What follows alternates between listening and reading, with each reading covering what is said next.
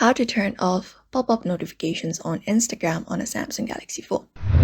Hey everyone, if you're wanting to do that, you may follow the step. So for that, you may head over the main settings of your device. And from here, scroll down and go over to the app section. Tap on app. After you go over to apps, you may use the search bar at the top and type in Instagram and tap on Instagram after you locate it up. And then after you open up Instagram, go over to notifications. After tapping on notifications, you'll be finding some options. Now from here, head over to notification category. And here you'll be finding every kind of notifications. So all you gotta do from here is tap on specific notification category that you wanna adjust.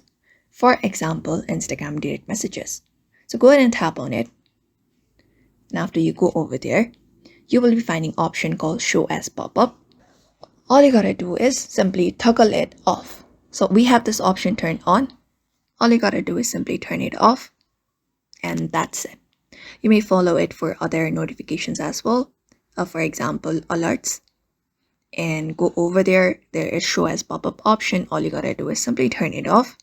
And once you do that, it will basically turn off pop-up notifications for your device for Instagram.